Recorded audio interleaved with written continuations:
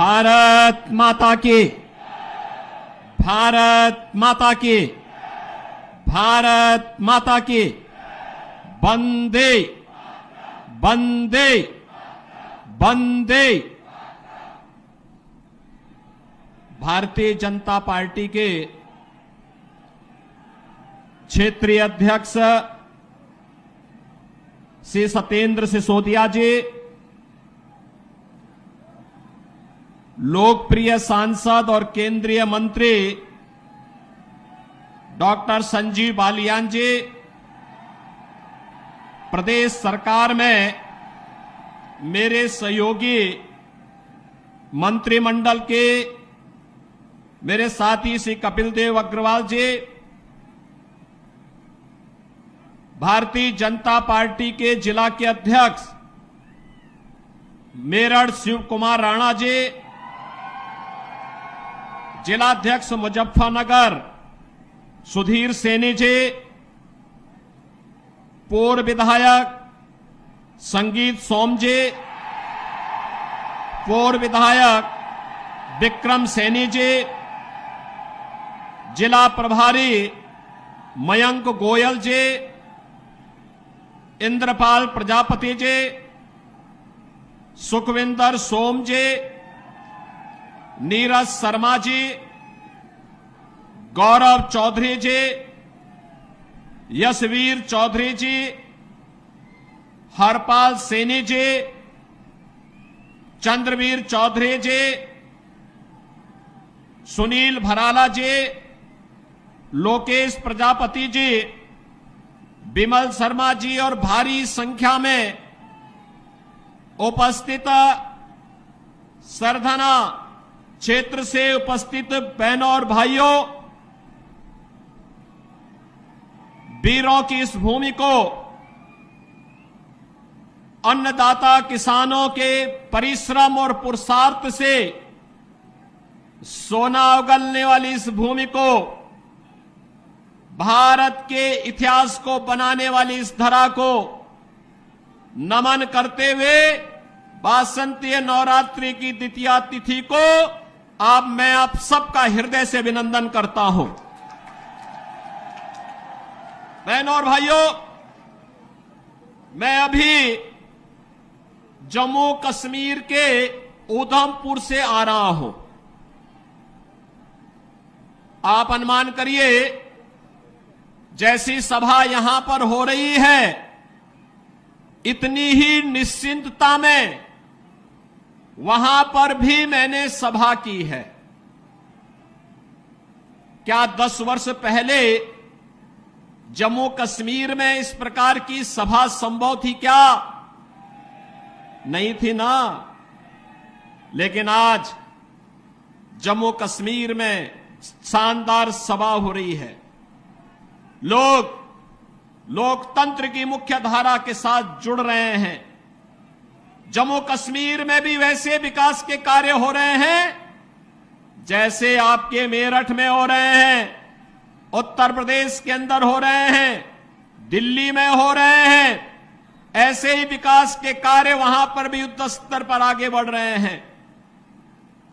बहनों और भाइयों, यह जो परिवर्तन हम सबको देखने को मिल रहा है, कभी भारतीय जनसंघ के संस्थापक श्यामा प्रसाद मुखर्जी ने नारा दिया था कि एक देश में 2 प्रधान, 2 विधान और 2 निशान नहीं चलेंगे, नहीं चलेंगे।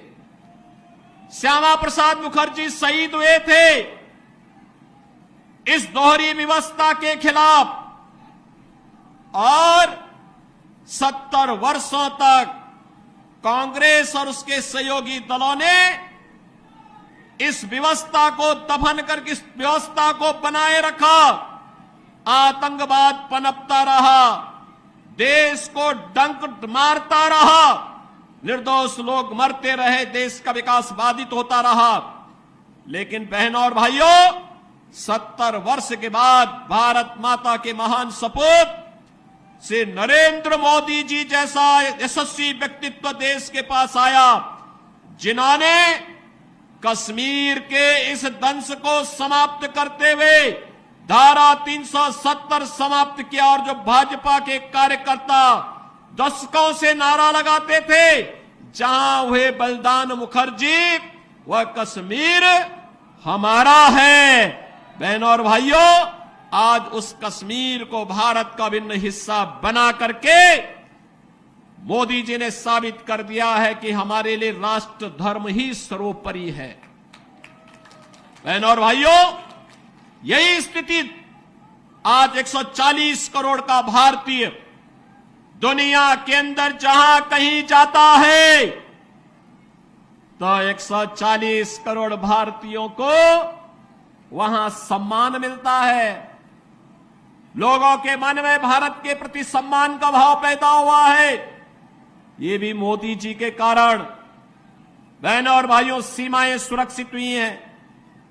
आज आप देखते होंगे अगर कहीं कोई सिलेंडर किसी दुर्घटना से फट जाए ना तो पाकिस्तान सफाई देता है कि नहीं नहीं हमारा कोई हाथ नहीं है इसमें, क्योंकि उसे मालूम है कि कहीं ऐसा ना हो कि कहीं किसी आतंकी गतिविधियों में लिप्त पाकिस्तान परस्त तत्व का हाथ हो और फिर एयर स्ट्राइक में देने के लेने पड़ जाए पाकिस्तान को।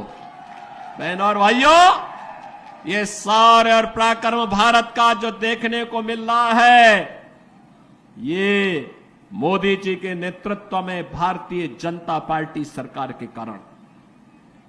देश के अंदर इंफ्रास्ट्रक्चर का जो कार्य हुआ, highway, railway, metro, expressway, IIT, IIM, medical college, और मेरठ को तो कहना ही क्या है।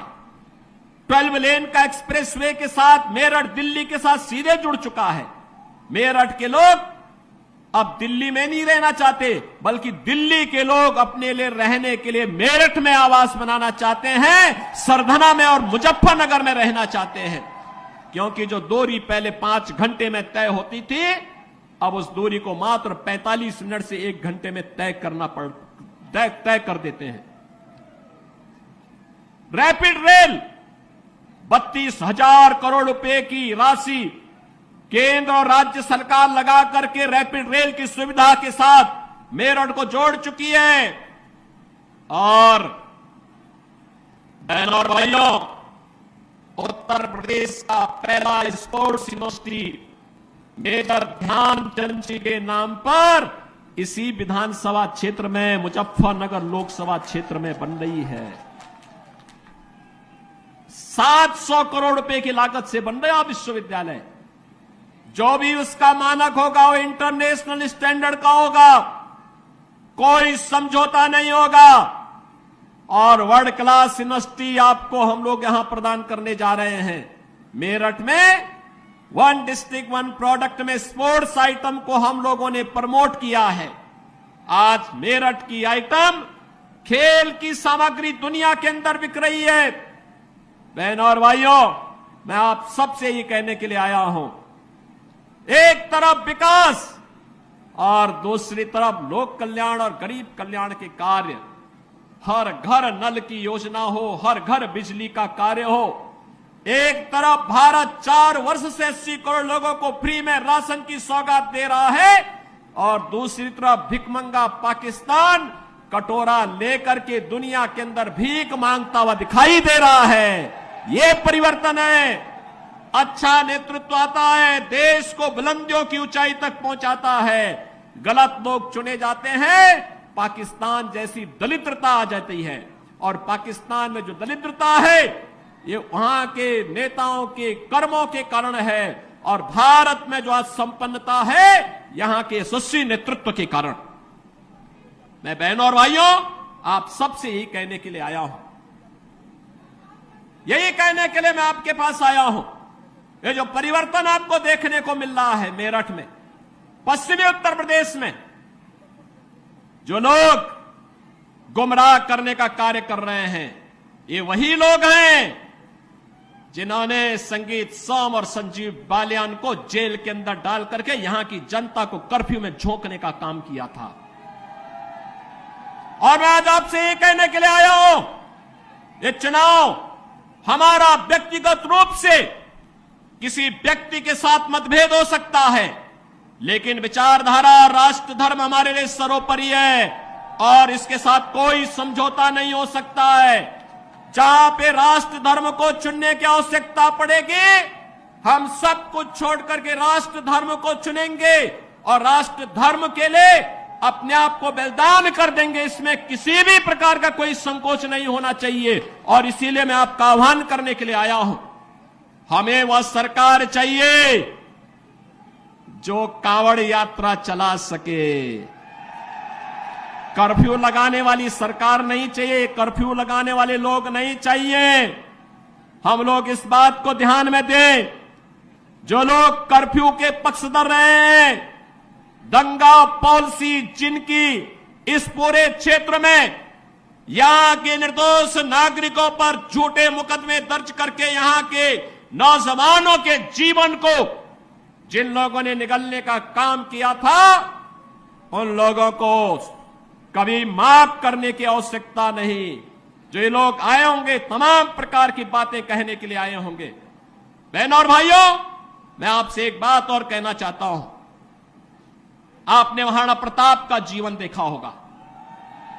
महाराणा प्रताप, जब महाराणा प्रताप की बात होती है तो भारत के स्वाभिमान की बात होती है, भारत के सम्मान की बात होती है। स्वधर्म और स्वराष्ट्र के लिए कैसा बलिदान चाहिए।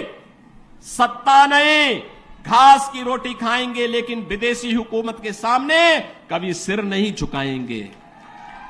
बहनों और भाइयों, जिन लोगों ने कर्फ्यू करके इस क्षेत्र में बहन बेटियों की इज्जत को नीलाम करने का काम किया था, जो लोग यहां की बेटी और व्यापारी के जीवन के लिए खतरा बन चुके थे, उन लोगों को फिर से पनपने का अवसर मत दीजिए।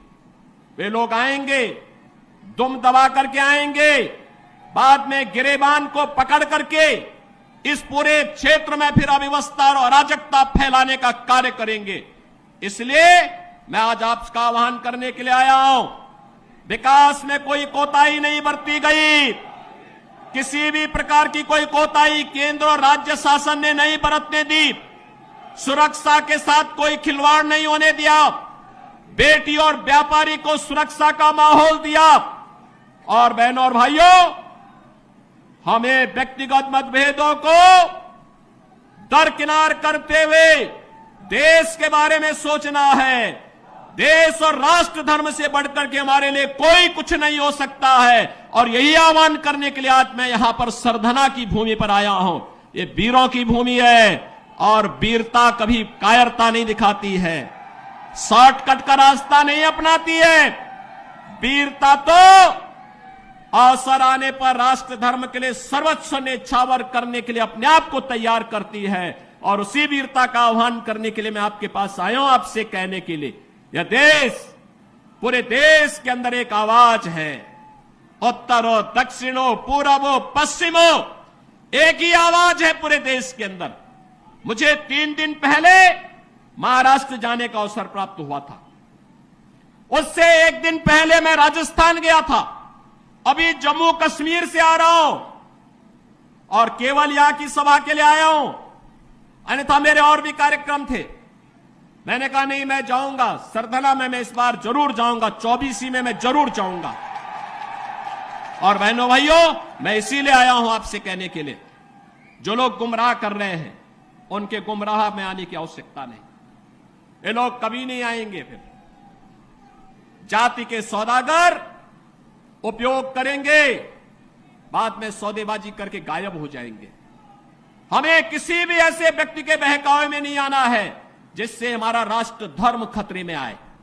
याद रखना, इस देश के राष्ट्र धर्म को हमेशा खतरा जब भी आया है, इन्हीं लोगों के कारण आया है जिन्होंने जातीयता के आधार पर समाज के सामाजिक ताने बाने को छिन्न भिन्न किया है, हमेशा छिन्न भिन्न किया है। और बहनों और भाइयों, मैं आपको इस बात के लिए आश्वस्त करता हूं कि कोई माए के लाल बाल बांका नहीं कर सकता है। सुरक्षा की इतनी पुख्ता व्यवस्था हमने की है यूपी के अंदर। आज आप देखते होंगे बड़े बड़े दुर्दांत माफिया और अपराधी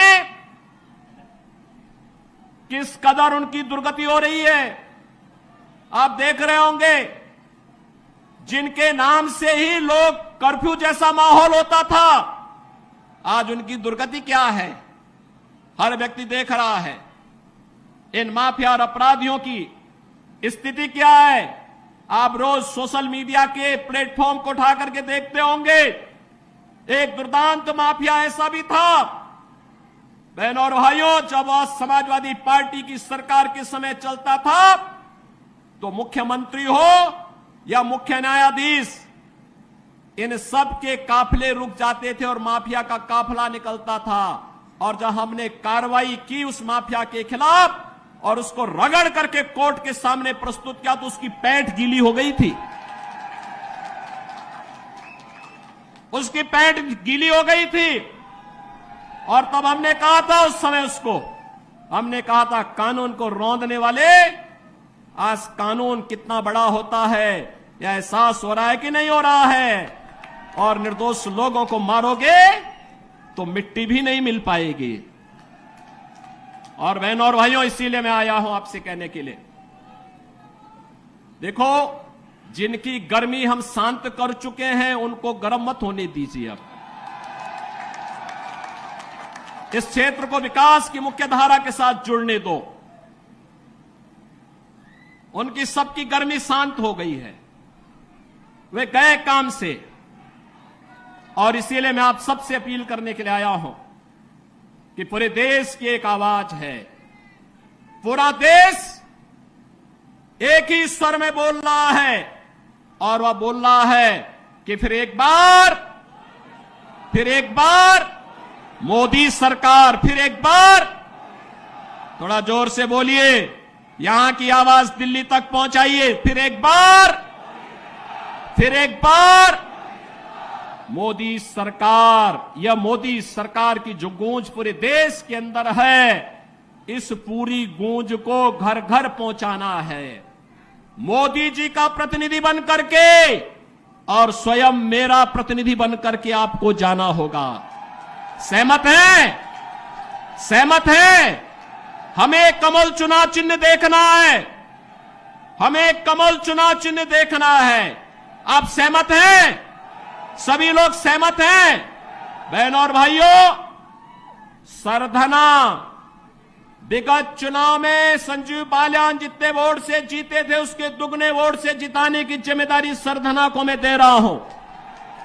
और बहनों और भाइयों, आप जिताएंगे तो मैं दोबारा फिर आऊंगा, यहां पर आऊंगा, फिर दोबारा आकर के आपके साथ बैठूंगा और बैठ करके फिर आपसे चर्चा करूंगा। और इसीलिए आपसे अपील करने के लिए मैं आया हूं, यह जिम्मेदारी आपकी है। मोदी जी को तीसरा कार्यकाल मिलना चाहिए, क्योंकि मोदी जी के नेतृत्व में हमारा भारत ग्लोबल पावर बनेगा, दुनिया की एक बड़ी ताकत बनेगा। ग्लोबल पावर बनने के लिए विकसित भारत चाहिए, और विकसित भारत के लिए विकसित उत्तर प्रदेश चाहिए, और विकसित उत्तर प्रदेश के लिए विकसित मुजफ्फरनगर और विकसित मेरठ भी चाहिए। सहमत है ना? और विकसित मेरठ और मुजफ्फरनगर के लिए कमल चुनाव चिन्ह और भाजपा चाहिए। सहमत हैं? सभी लोग सहमत हैं? तो भाई मेरे साथ फिर दोनों हाथ उठा करके बोलिए, जहां तक मेरी आवाज जा रही है, दोनों हाथ उठाइए, दोनों हाथ उठाइए, दोनों हाथ उठा करके बोलेंगे, भारत माता की, भारत माता की, भारत माता की जय श्री राम, जय जय श्री राम, जय जय श्री राम।